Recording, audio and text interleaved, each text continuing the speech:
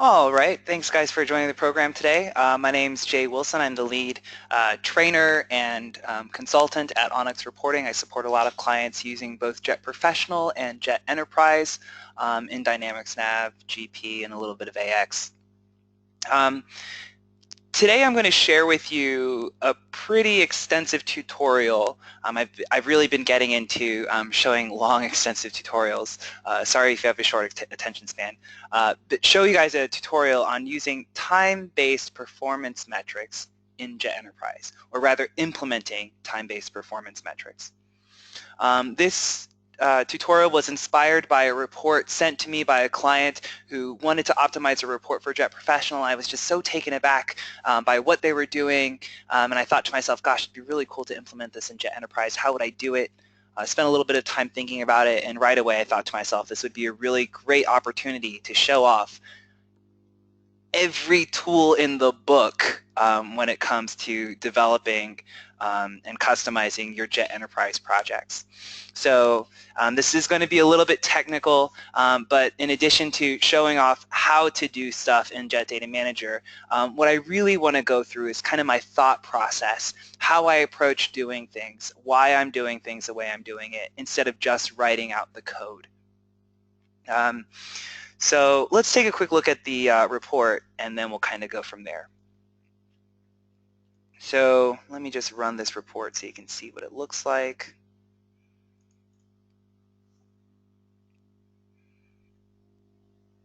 Okay, so this report is built against sales shipment header information coming out of Nav. When I say header, it's the top line stuff. It shows document number, who the sell to was, what the order number was, who the ship to was, a customer group. But the part that was interesting to me was this analysis about performance. How on time are we in terms of meeting our due date? So they had a column for due date, and they were comparing it to the ship date, and the question was, how many dates are between, how many days early or how many days late are we? And what made this reporting so particularly compelling is they weren't interested in actual days, but net working days. And what do they mean by that? Well, let's look at a guy like this one. It's one of these two, okay? So between February 7th and February 3rd, there are, and you can just do the math real quickly, there are obviously 4 actual days between February 7th and February 3rd. However, there are only 2 net work days, and I say that with emphasis because that is an Excel function, net work days. And that implies, you know, how many of those days were actually Monday through Friday as opposed to weekends. And if we have a calendar, a holiday calendar,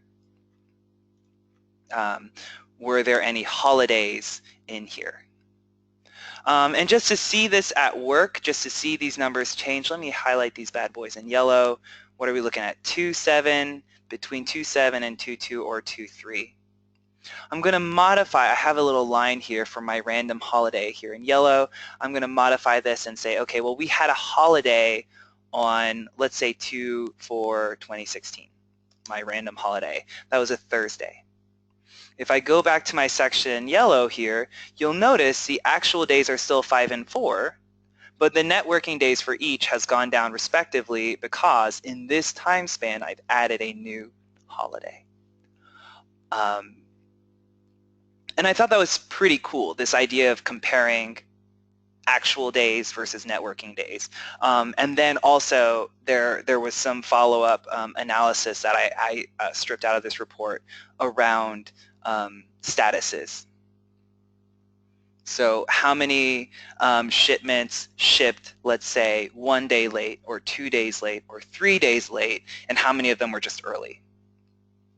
Maybe they have some sort of an SLA with their customers that say, oh, you, sir, are a special customer, so we're going to ship everything at least 3 days early. But what if that customer's 3 days late? Well, that should just be red alarms, red flags, and let's, you know, put out some fires and make sure we don't upset this customer further because we're behind on our SLA. And this type of analysis, I think, is really powerful and can get some good actionable, provide good actionable data, but also just be really interesting for trend analysis in Jet Enterprise or in Power BI. So let's talk about the implementation. Again, it was easy enough to work with the client to say this is how you can do it better in Jet Professional, but for those of you who are in Jet Enterprise, how would we go about building this same solution? And it's going to be in a couple pieces. We're going to have to modify the stock project that comes in the Jet Data Manager. And the first thing we're going to have to add is this idea of a reference table, a holiday table. And in this holiday table, we're going to just have two columns for holiday name and holiday date. And basically, you're going to put in every single holiday ever into this table. And that's, you know, a reference table. Traditionally, if for people in more robust environments that have a lot of different sources for reference data, I've seen this done a couple different ways. You can implement this using a whole bunch of Excel spreadsheets. I've seen people do it using an Access database to hold all of your reference data. You could use a SQL database, maybe with, what is it,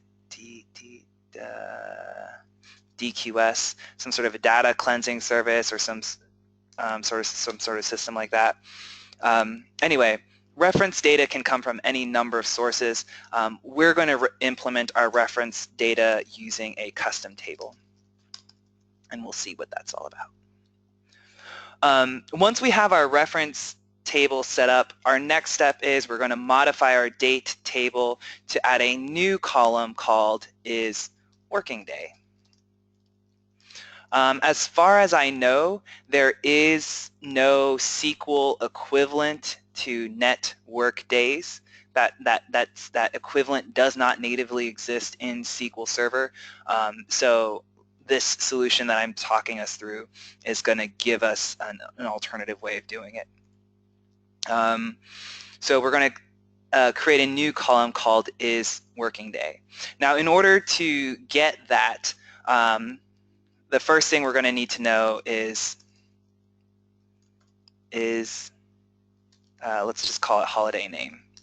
We're going to, for each date in the date table, we're going to look up holiday name in our reference table just to see if there was a holiday on that date.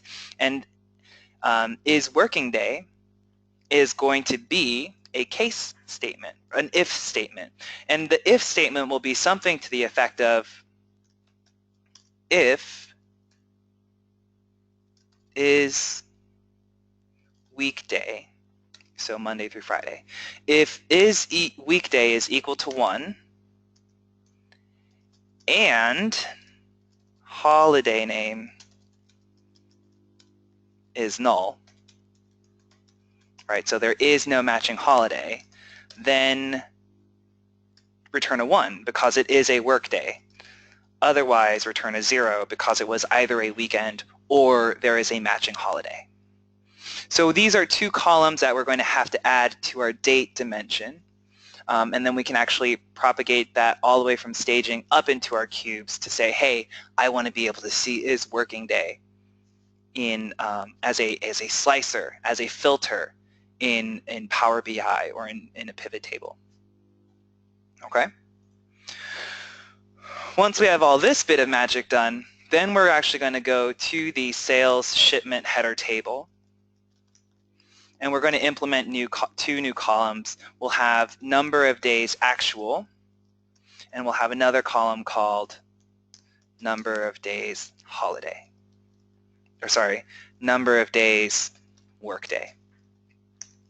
And number days actual will be, again, this super basic math that says take due date minus the shipping date. Now in SQL, you can't just take date minus date and expect it to come out with decent data. You're going to have to do a date diff function. And if we just really quickly Google what is the date date diff function, you can see here some documentation on it. The date diff function says, the first argument says, what date part are you looking for? So how many years, how many months, how many weeks, in our case, how many days, so DD. And then you have a start date and end date. And this is this is what we're going to use for our transformation. So I'm just going to write that down. It's going to be date diff DD, and we'll use due date to posting date. And we'll assume posting date and shipment date are the same thing. And depending on your implementation, that might not be true, but for this sample exercise, it's what we're going to use. Now for the number of days workday, this is going to be a little bit more complicated. The number of workdays is going to be the is workday column in the date table, but we're just going to have to write some fancy dancy script. And if you can write SQL code, I'm sure in your brain you're already working it out. And if you can't, well, I'm going to write it for you. But what we are going to do here is we are going to use a script command. We're going to execute a script command as part of the execution phase of the sales shipment header process.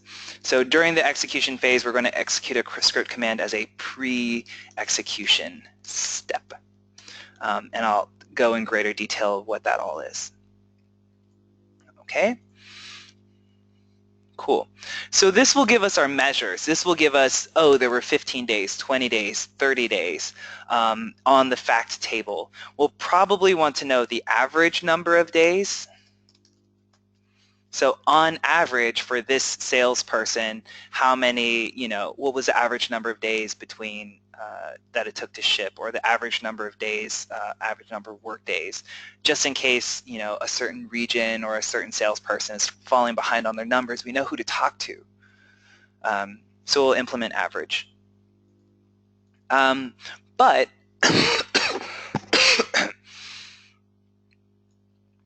again, we want to think through how are users going to interact with this data in a pivot table or in Power BI. Yes, it will be nice to know the averages. Yes, it would be nice to know numbers and things.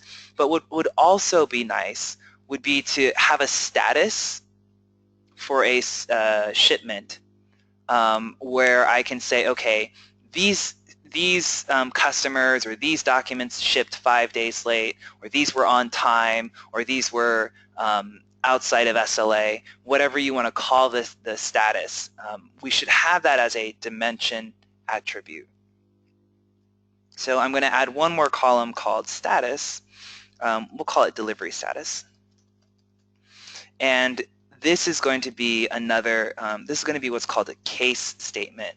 And it'll be something to the effect of when num days workday is greater than 0, then it'll be within, we'll call it on time.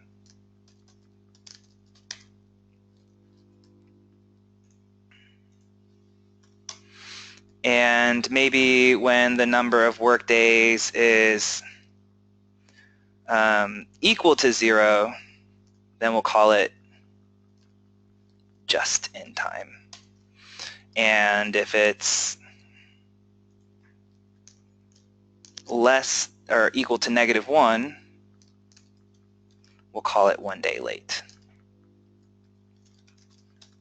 You get the idea. We're going to have the delivery status. We're going to use a case statement to organize how, this measure, number of work days, into various statuses, and then we can flag activities, or we can flag or group, basically, sales documents based off of what this flag was. Yeah, that's all the work we're going to do. So if you're excited and you want to see it, stay tuned. And if you're thinking this is not for me, skip to the end and just take a quick gander at the fruits of our labor. And I'll be sure at the end to show it both in Excel and in Power BI. All right. So here is the stock project, Mint freshly deployed and executed. And like I said, the very first thing that we're going to implement is our reference table, our holiday table. And you could do it as an external data source, but for the purposes of this project, we're going to implement this table as a custom table. All of the purple tables here are custom tables. They're basically tables that only exist or are put into existence through the Jet Data Manager project.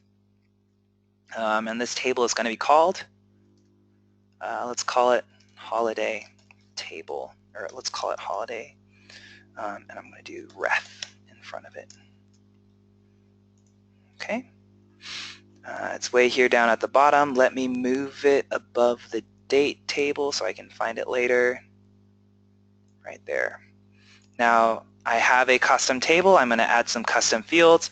I'll add holiday name. It's going to be a data type text, 50 characters, and holiday date, which is going to be date and time, I believe is the standard. I want it to match date value in the date table, so it's going to be date time. Okay, so I've created a custom table. Now I need to populate it. And again, to populate custom data, or sorry, populate a custom table, we're going to right click, go to advanced, and we're going to go to custom data. In more recent releases of Jet Data Manager, you can import data using an XLS spreadsheet, or you can do it the good old-fashioned way and type each value in by hand.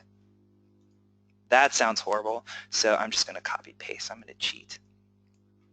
I'm going to select this column, copy, and paste. Ha! And I'm going to paste it one more time. I'll paste it 2 more times. Then I'll copy this data. And I'm going to paste. And ooh, I should have some data in here. So 2/3/2017. Oh, that means this guy's wrong. 2/6/2018. I have to do this again. Copy.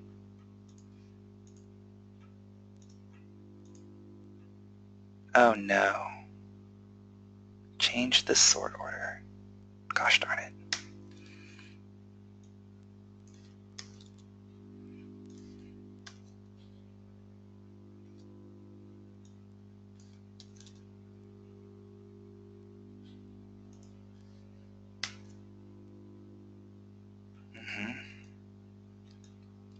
Making a mess, guys, on my copy pasting.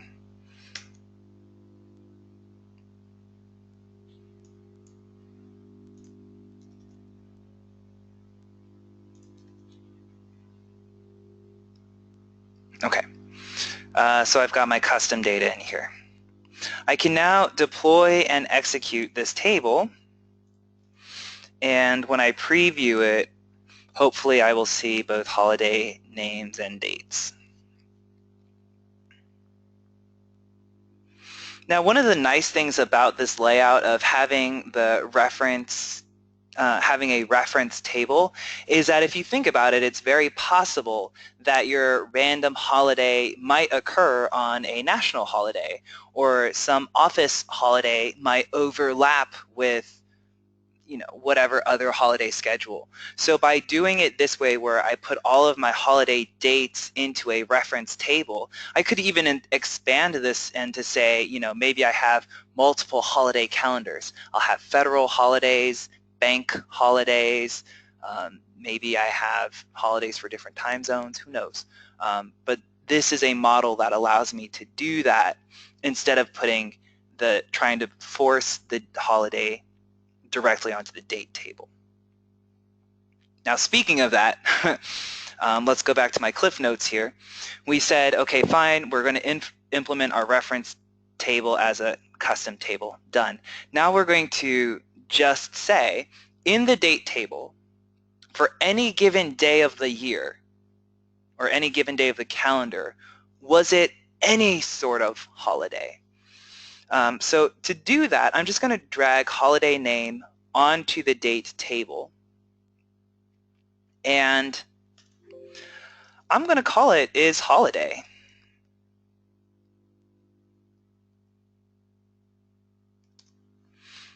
and I've created what's called a conditional lookup. Now, a conditional lookup basically says, look up the data in a different table. Look up data from my reference holiday table. And in this case, I just have to define join requirements. How do I get from table A to table B? And that's just going to be where the holiday date is equal to the date value. And because the date value is stored as date time, that's why I chose to make this column date time instead of just date. Okay. So now I have is holiday. The next thing I'm going to do is I'm going to ask, is it a working day? So now I'm going to add a custom field called is working day. And I'm going to implement this as an integer. And again, you could choose to do a small int, or you could choose to do a Boolean or a bit. But I'm choosing to do integer because it is weekday, and some of these other flags are also implemented as integer. You can see here this was implemented as an int. Okay, so what does it mean to be a working day? This is a custom field which is not populated unless you add a field transformation, which is what we're going to do next. We're going to create a custom field transformation. And here is where you put in some SQL that defines how this field is populated. In our Cliff Notes, we said if the is weekday column is equal to a 1 and the holiday name is null, then return a 1, else return a 0. That's how you would do it if you're doing an if statement. If statements don't exist in SQL, however, we can just swap this out with a case statement. Case is probably one of the most used SQL statements that I use when I'm customizing JET projects. And so I'll say case, when is weekday? Let me parameterize this by dragging in is weekday. So when is weekday is equal to 1, and again, we're going to parameterize by dragging in holiday name, which is called is holiday. So when is weekday is 1 and is holiday is null, then return a 1, else return a 0. And we're going to do an end to our case statement. And hopefully that's all we need to do for our date table. Let's deploy and execute and take a quick look.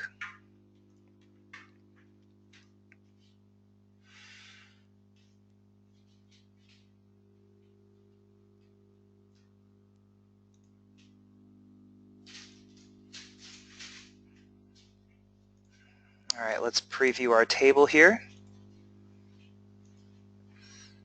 And I'm going to show a couple more rows. All right. So it goes Saturday, Sunday, Monday, Tuesday, Wednesday, Thursday. In the is weekday column, you can see I've got 0s and 1s representing 1 if it is a weekday, 0 if it's not. And then over here on the right, I'll see my custom columns I implemented. So is holiday is very frequently a null. In fact, it's a null all the way through 2016. Let me sort by when it's not a holiday. So here's Thanksgiving, New Year's, right? These are all lookups from my reference calendar. And you can see on any holiday, it's set to a 0, and that makes sense. And then these are going to be Saturday, Sunday, Monday, Tuesday, Wednesday, Thursday. Saturday, Sunday, Monday, Tuesday, Wednesday, Thursday, and so on. Okay. Now, a good kind of best practices type thing is to not set codes in your pivot table. So nobody wants to see is workday and then have the value choices be a 0 or a 1. So instead, I'm going to have a description field.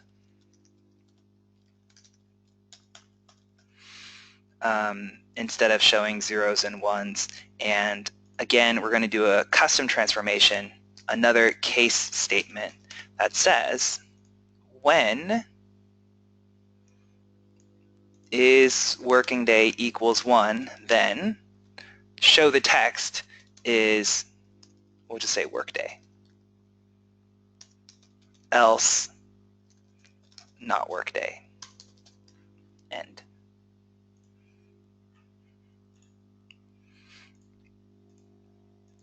Now let's just check and make sure that my case statement makes sense, because sometimes I get these 0 and 1 flags backwards.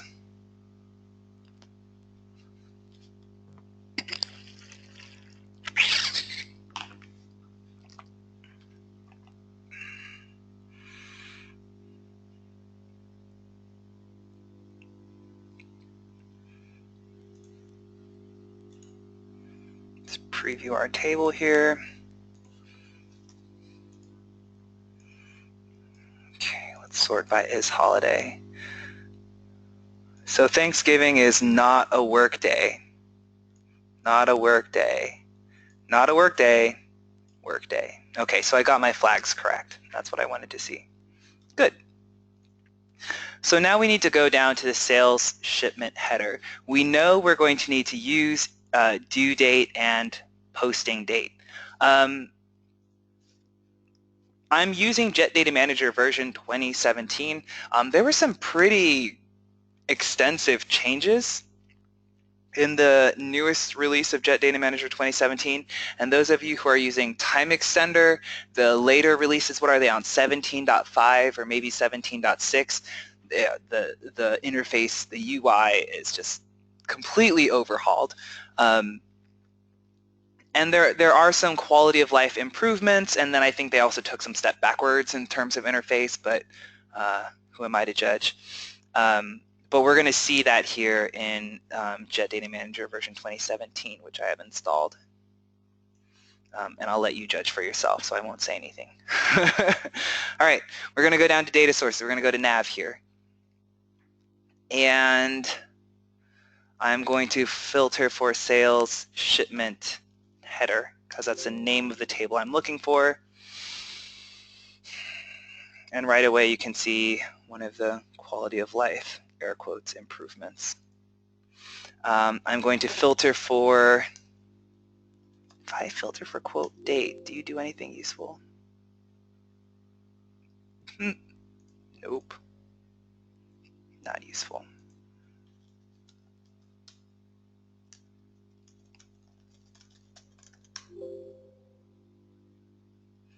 Yeah, I gotta tell you, filtering has changed. So it used to be if I type in sales shipment header, I would only see tables that actually have the string as either a field or as a table name, sales shipment header, but that unfortunately is no longer the case.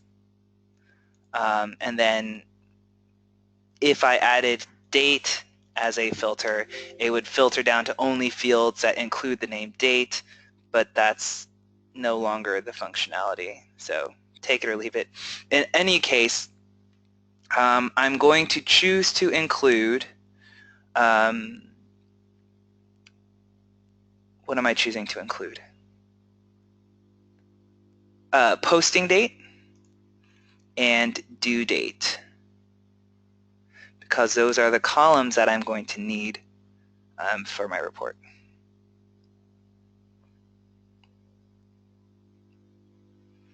And just for cheats, I'm going to include shortcut dimension 1 and 2 code, which we're going to need later.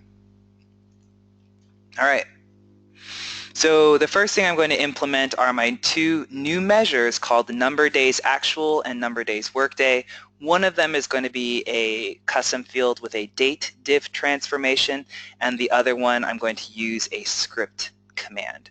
So let's get started. We're going to add a custom field called number days actual. We're going to set the data type to int, and I'm just going to use a regular old-fashioned int. That should be fine. I like this new button set as default, or at least I haven't noticed it before. And then again, I'll add a new field. Notice that it remembers my data types How cool is that? Number of days, workday. Okay, so I add my two columns, and like I said, num days actual will implement with a custom transformation, a date diff. So again, add a field transformation. It's a custom transformation right in properly formatted SQL code. So that's date diff, show me the day, and subtract. We're going to do the date difference between the due date and the posting date. Okay.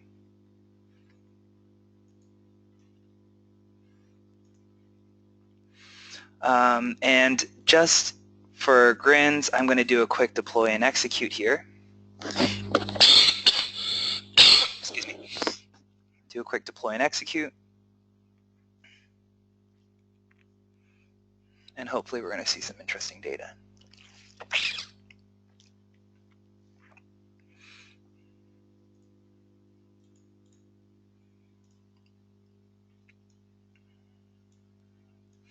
Okay, I've got -31, 14, 31, 29, 17. This is the actual number of days between the due date and the posting date. So it looks like in most cases I shipped early, as it were. In fact, in all cases, I shipped early, and that's just the nature of the data in Cronus. In your organization, maybe sometimes you ship late, or I don't know.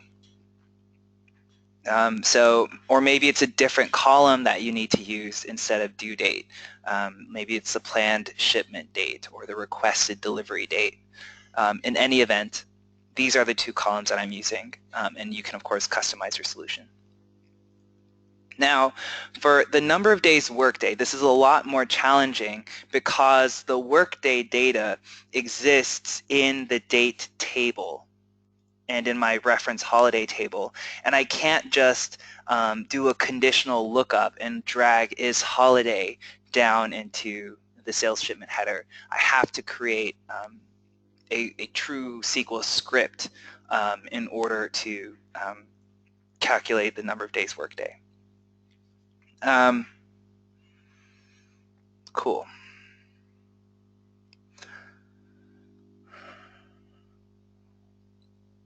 Let's, yeah, I think what I'm going to do is I'm going to pause the, no, I'm not. I'm just going to cheat. I'm going to copy paste. I wrote this code already. Not going to lie. I wrote this code just because I wanted to make sure that I could get it in a reasonable amount of time. But is it right? I don't think it is. Here, what I'll do is I'm going to select this bit here. And then I'm going to copy it. Okay, so let's go over it real quick. I have an update statement. And what this update statement does is it says set the column called number of num days working, which should be num days workday, equal to the sum of the column is workday in the date table. Is working day is what I called it, is working day. So it's the sum of the column called is working date in the date table, where the date value is between the due date and the posting date. Now, in cases where the posting date is less than the due date, I just did this exact same function, but just backwards.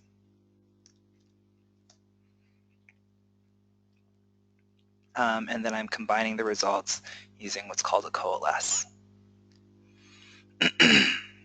Okay, let's make sure my query actually runs before I copy it into the Jet Data Manager. It says 42 rows affected, and let's just check. Oh, what's it called? Num.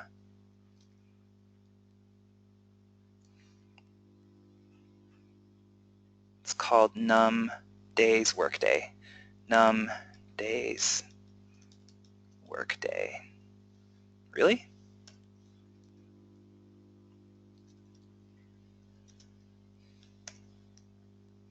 Okay. So how many actual days were there, right? This is what we did with the date diff, and this is what we just did with this update statement up here. And just as a quick sniff test, this kind of makes sense. Most of the times there's 20-ish working days in a month. In a period of 14 days, having 11 work days, that kind of makes sense. And then somewhere in here, surely I'll show, or I would have shown holidays if I had holidays.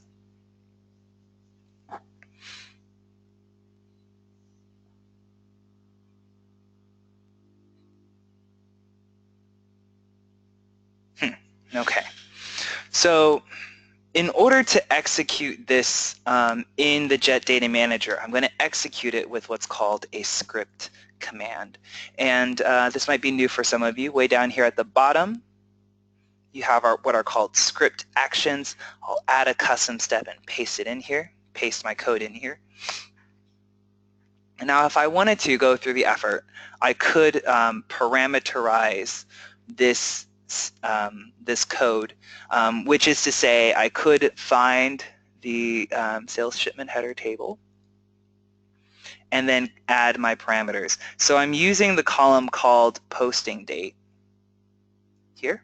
So I'll just drag and drop it in and then replace the duplicate text. And you can see here a parameter has been set up.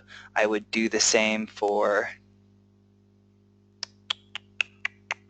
num days workday. Drag it in here.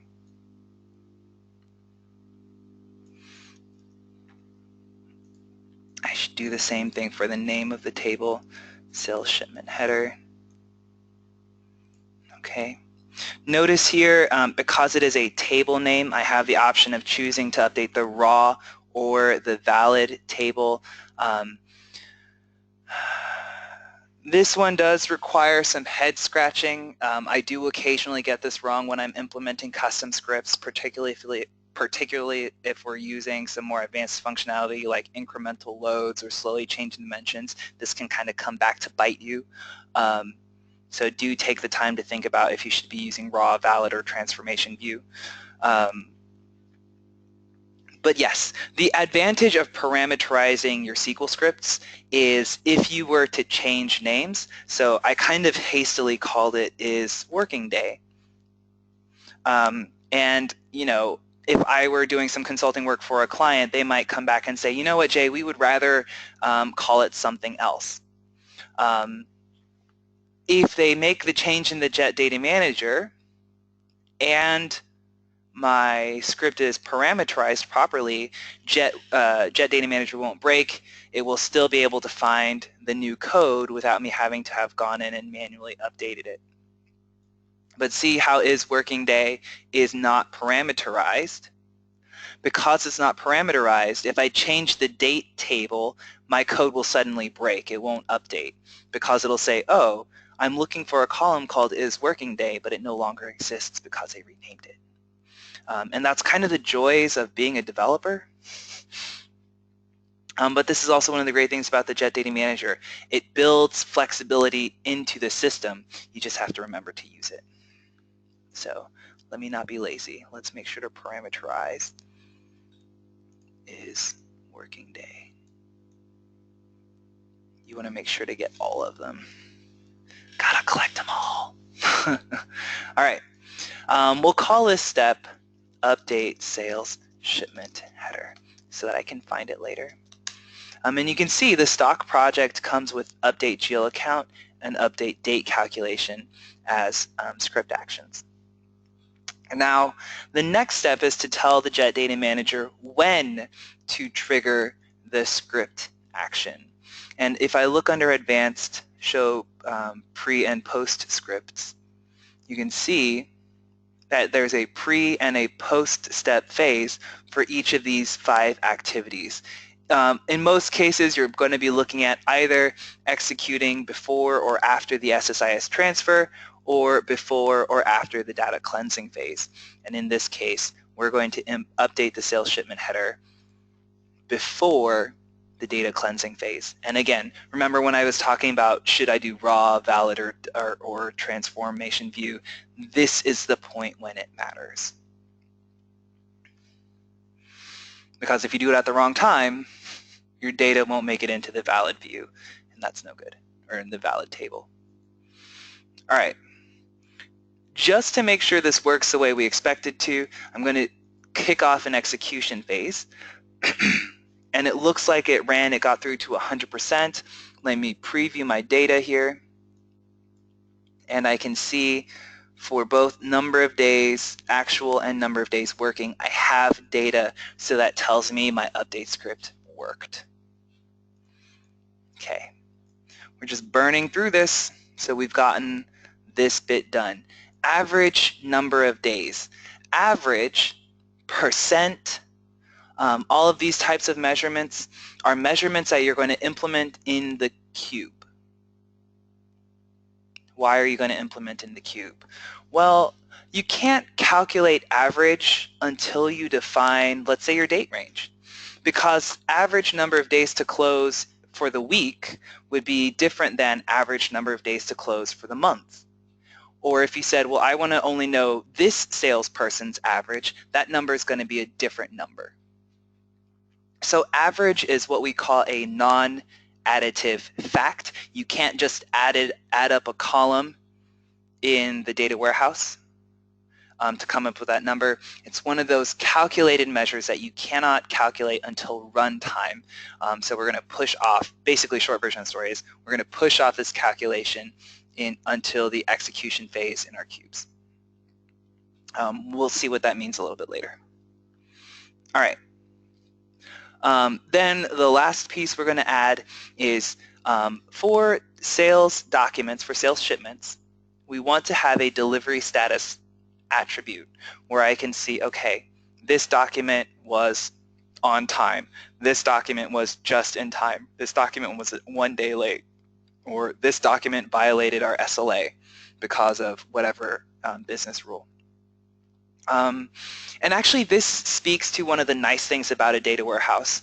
I know we're all really excited about being able to create data models in Power BI or in Click, but you still need a data warehouse because when you have business rules like what is my SLA for this specific customer and did this transaction violate said SLA, that kind of logic should be defined in a data warehouse where the rest of your core business information and your core business logic is applied so that it's consistently done in one place, and you don't have to worry about the report writer remembering what the SLA rules are.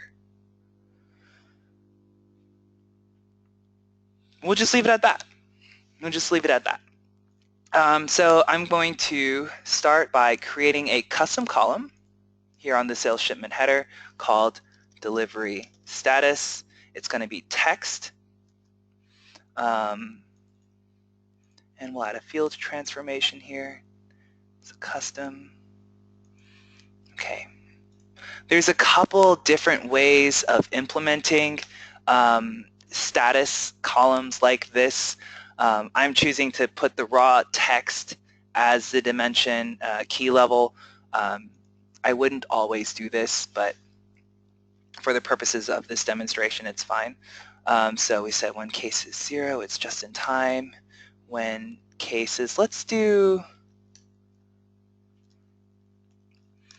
between -5 and -1, then we'll call it SLA blue. I don't know, just making stuff up here. And then we'll do another one that says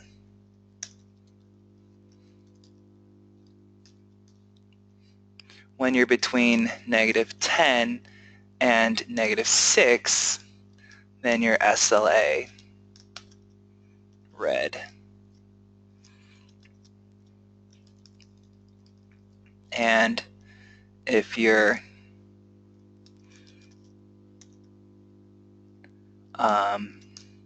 let's do between -15 and -11, your SLA orange.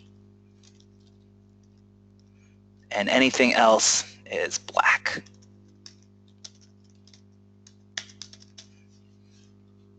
Right. So your business logic very easily could be significantly more complicated than this, but this is just an example of what it could be, and how we can interpret a measure, a number, like how many days, how many work days was it, into a status field. Okay, going to deploy and execute all this. Excuse me.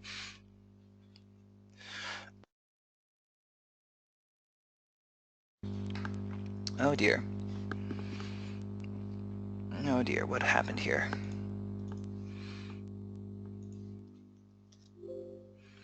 Case, when, then, open, close, open, close, open, close, else, end. Why are you unhappy, friend? Oh, because of the equal sign.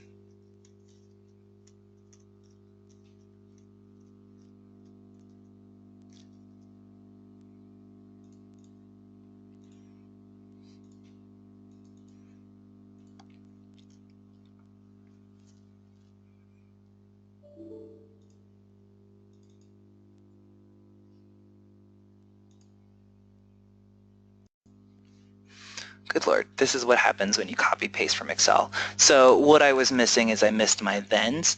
It's between -5 and -1, then status, then. So I just needed to add in thens. One more time and please get it right.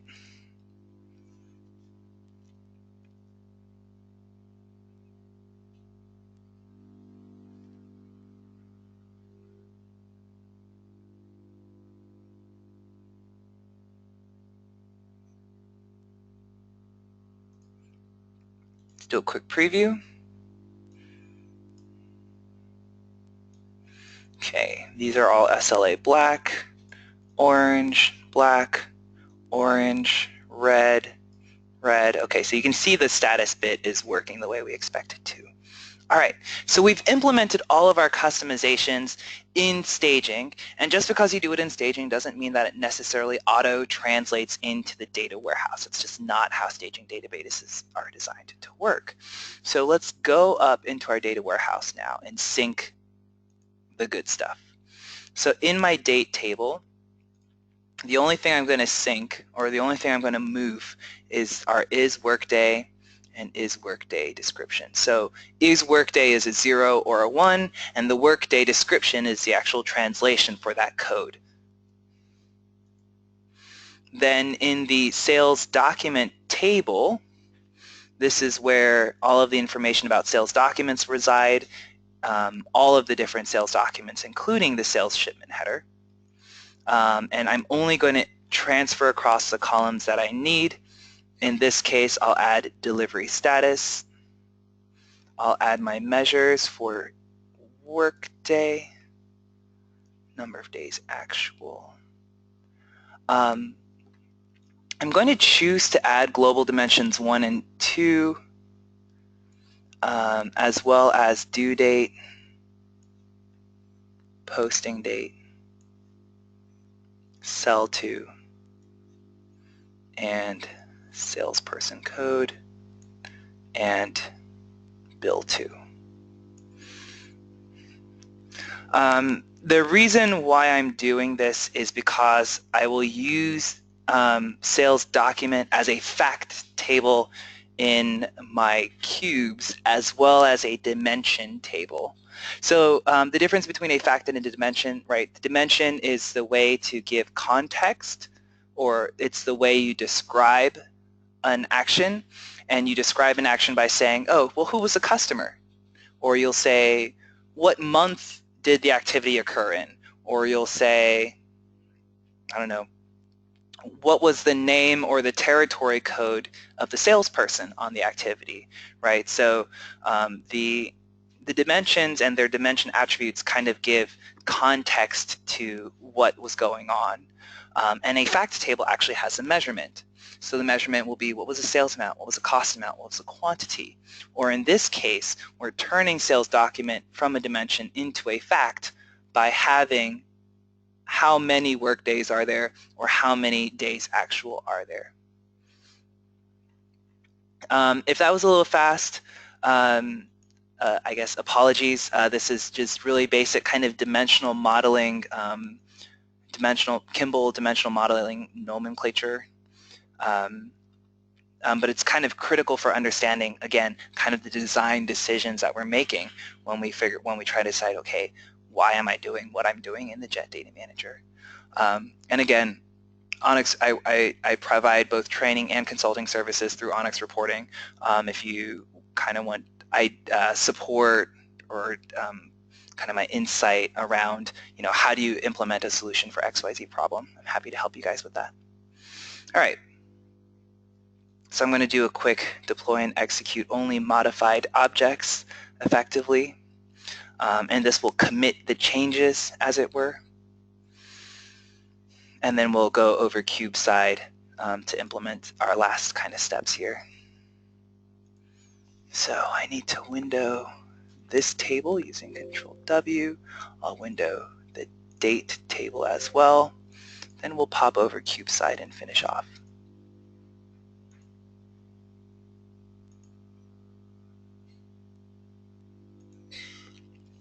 So a dimension has what's called the key level, which is the lowest level of the dimension. So for a customer, it's usually customer number. For a date, it's the day.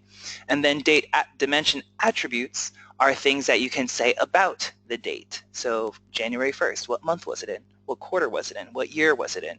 Is it a work day?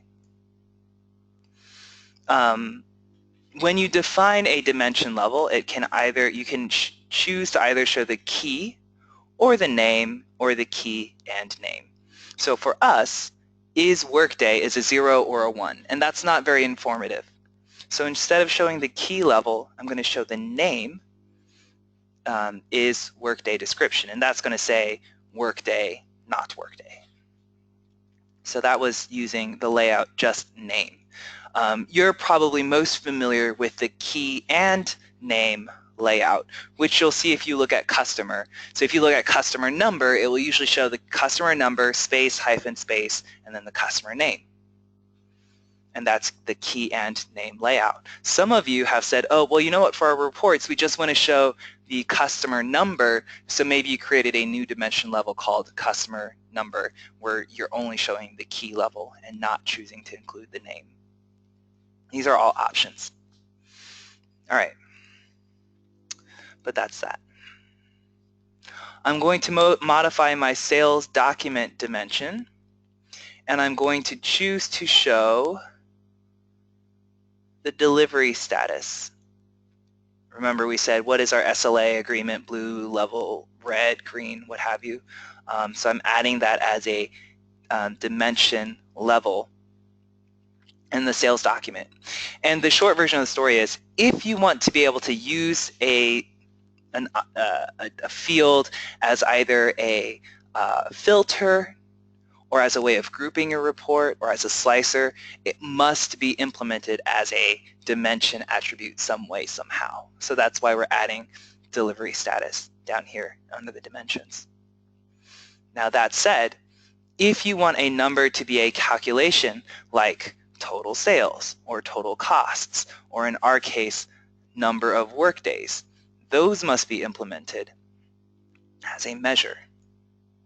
So I'm creating a new measure called num days workday. Notice the fact table is called sales document. It's adding the sales document table as a measure group or as a fact table in the cubes. I'm just going to leave it at that. And for description, I'm going to choose to say that it is the number of days between due date minus and posting date. So I'll choose to include a description, and I think I can show you how you see that or how that manifests in a pivot table. Then we'll choose to do number of days actual.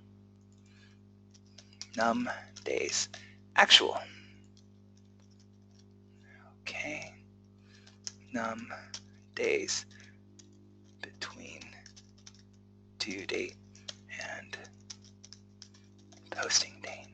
It's always nice to include descriptions. I'm not going to lie, I very frequently forget to, but it's good to have. All right. Because I'm adding a new fact table to the cube, and because sales document exists as a dimension in the cubes, the Jet Data Manager is doing what's called an auto relation. It's saying, you know, you guys are probably related, so I'll go with yes, you are. And we're almost done. The only thing I have left to implement is our average number of days and to define some relationships. So average number of days. In order to know average, you have to know the count of orders. So let's put that in first. So I'm going to add a standard measure called number of documents. If I could only spell, documents. We're going to use the table called sales document, and I'm actually going to just take a row count. How many rows or how many values are in this table? Then to do division, division is what's called a business function. I've talked about business functions in previous tutorials, so I'm not going to go at it in length here. But division is a calculated measure.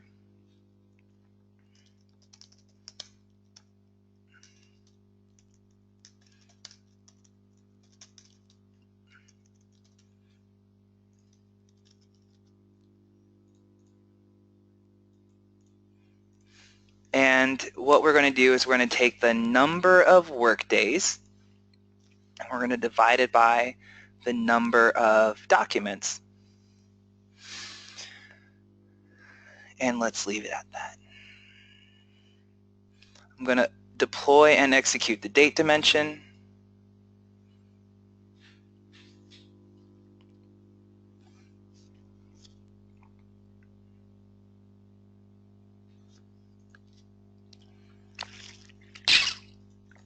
I'm going to deploy and execute sales document.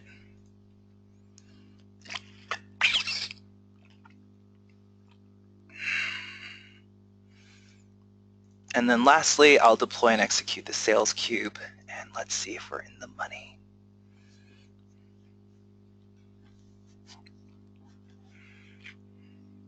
Oh, I need to press OK here. All right. Let's pop in our pivot table here and see what we come up with. Okay, so we can now show the average number of workdays, total number of workdays. I could even show the number of documents. And we can slice by, where's my sales document dimension? Let's do slice by delivery status. Okay. So for everything that was in SLA black, the number of workdays on average was 21, and the number of actual days versus number of workdays was this. But what's more interesting is to see how many documents fell under that category, right? 19, 5, and 12, right?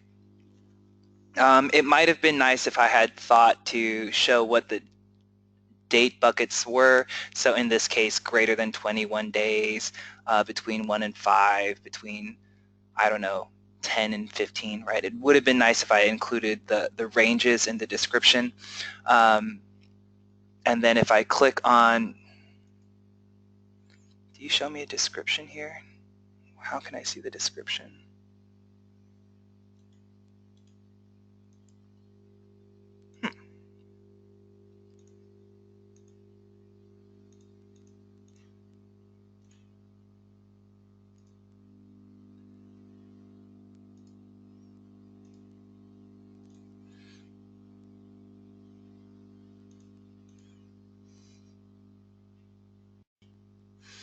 So I'm not going to lie, I spent a couple seconds trying to figure out if I could find the description that we put in as number of days between order date and pivot number of days between due date and posting date, and I didn't find it.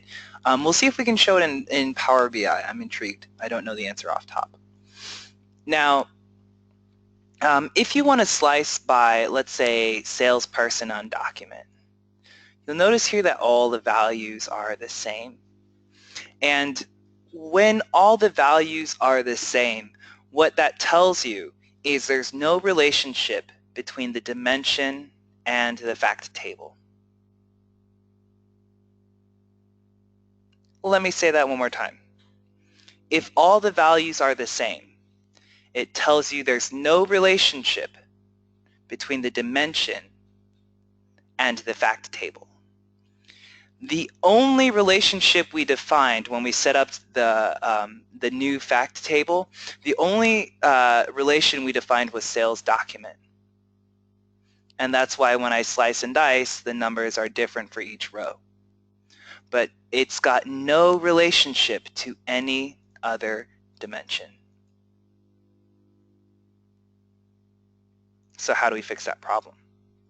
Well, if you'll recall earlier, without explanation, I added bill to, salesperson, and sell to the sales document dimension table.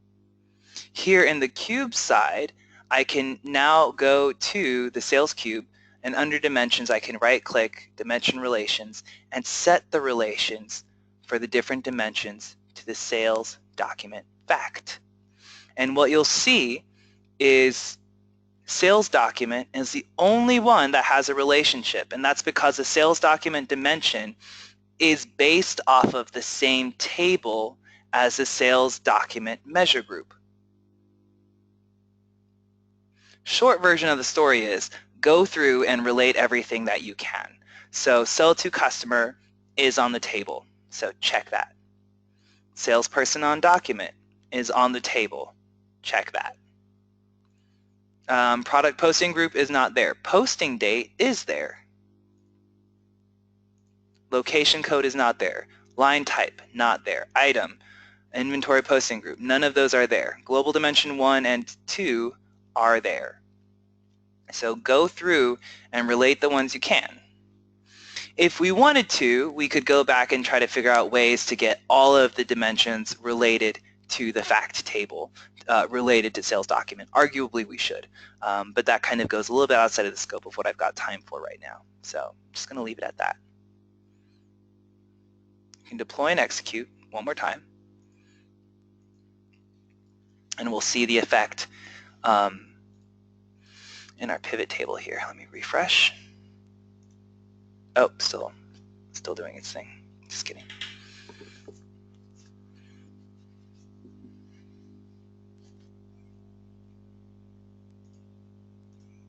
Let's do a quick refresh. Okay, it looks the same, but this time when I drag in sell to customer dimension attribute, the values are different on each row because there is a relationship between sell to customer and the sales document dimension. And the same would work if I said slice by salesperson or slice by posting date. So a metric like this, it would be interesting to say, oh, have we gotten better with our on-time delivery or worse? Right? These sorts of historical trends are questions we can start answering because we've implemented this solution in the Jet Data Manager and the Jet Enterprise project.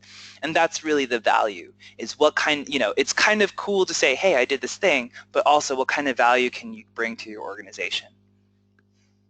If I show things grouped by delivery status, again, I can look into, you know what, in 2015, we did a lot better than in 2016. And that's just, of course, because the data is different, but it's definitely something worth looking at. Now, one thing that's misleading, though, is the count of documents in SLA black versus red versus unknown. It wouldn't hurt to filter by document type, because the only type of document that we applied our transformations to were sales shipment documents. And if I filter by sales shipment documents, basically I got rid of the unknown.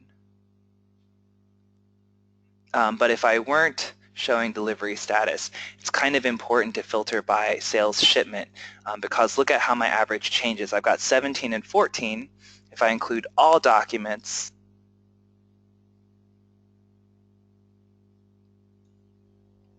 oh, I guess it's still 17 and 14. That makes sense. That makes sense. Okay. What if I take out the date dimension? Yeah, if I take out the date dimension, sorry, this is what I meant.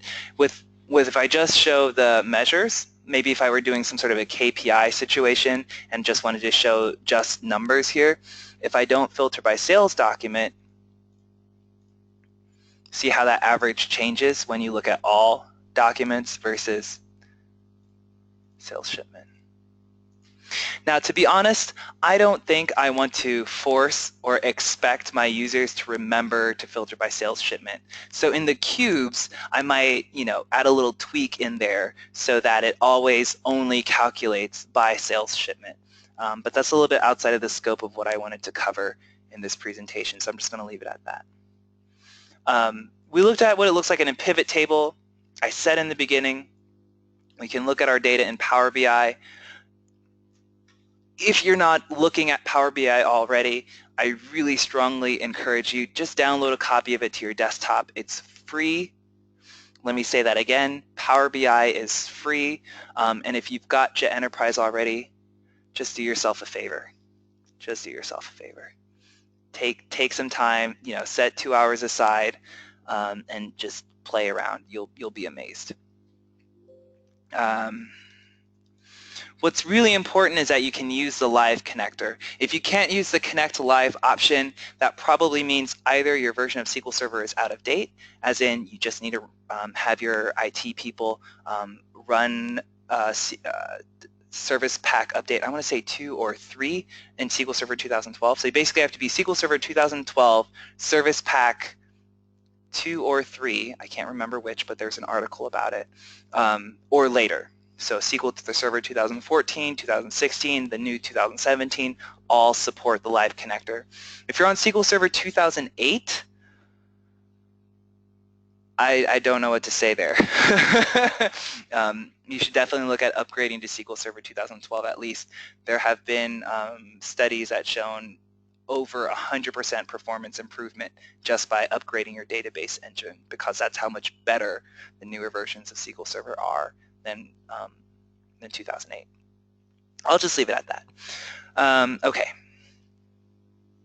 Let's connect to our sales cube. If you use a live connector, your Power BI will look exactly like it did in Excel. So I can drop in a visualization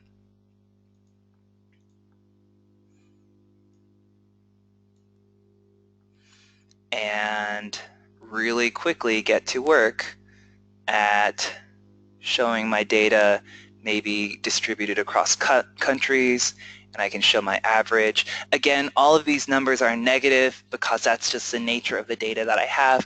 In your live data, you'll probably have shipments that went ahead of schedule, but also you'll also have shipments that went behind schedule, and that's something that you want to see. If you wanted to toss in a slicer,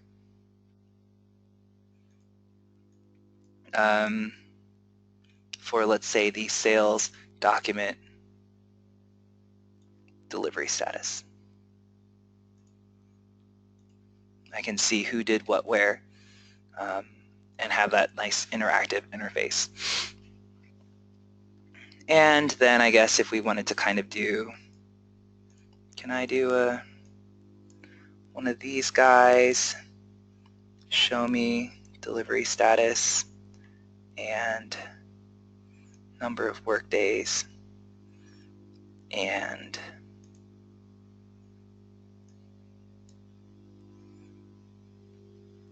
I wanted to in the legend by, let's do by year.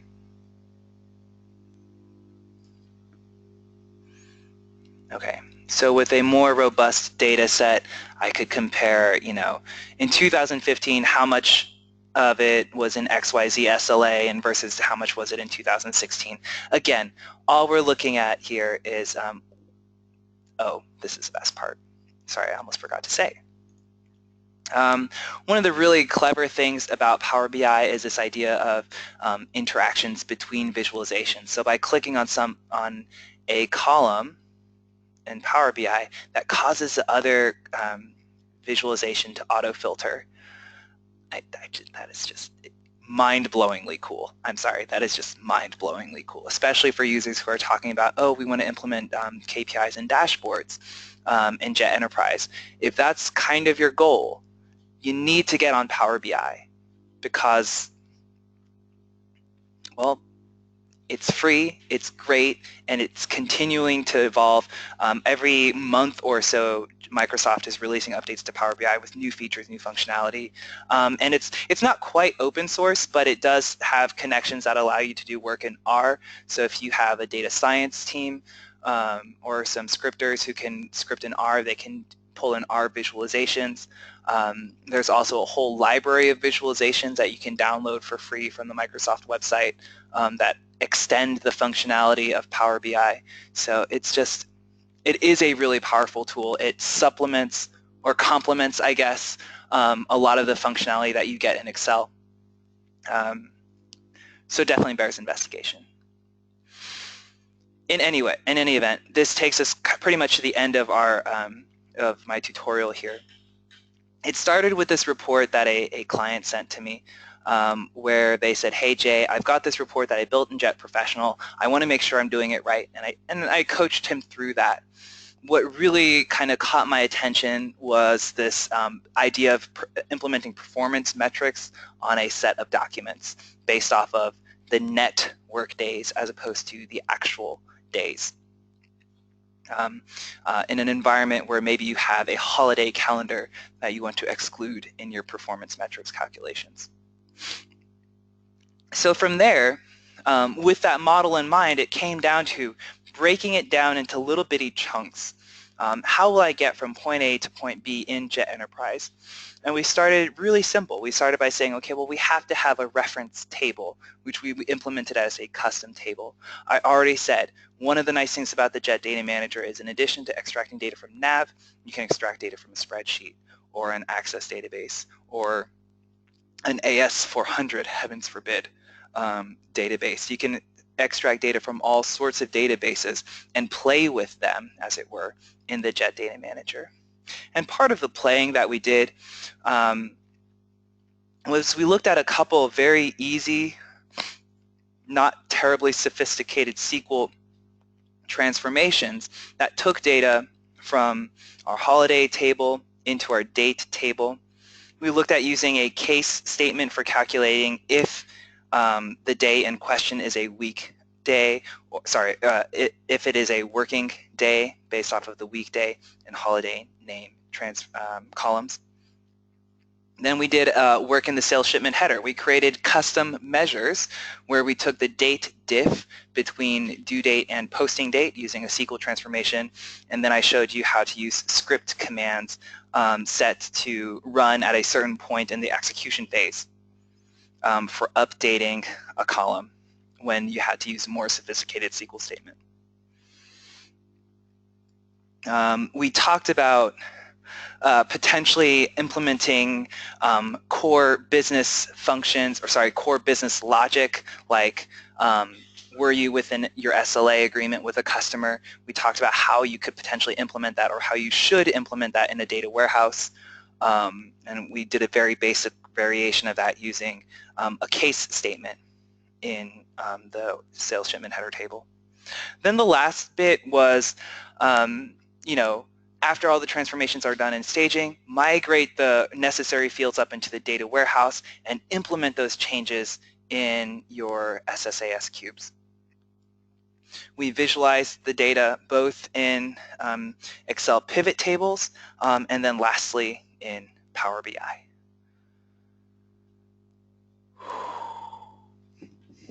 I really hope you guys managed to stick through the presentation. I know it was a long one, but it was just too cool an opportunity to pass up sharing this thing that I'm really passionate about. My name's Jay Wilson. I'm the lead consultant and trainer here at Onyx Reporting. I am a Jet Reports certified trainer and self-proclaimed expert. So if you have any questions about training, support, your own implementation, if you're looking at just doing something as basic as getting your software updated to the most recent version of Jet Professional or Jet Enterprise, feel free to give us a call, and I'd be happy to schedule some time to work with you. Alternatively, don't forget to subscribe to my YouTube channel or check out our website, www.onyxreporting.com, or check out our blog at /blog to keep abreast of the latest and greatest news coming from Onyx Reporting.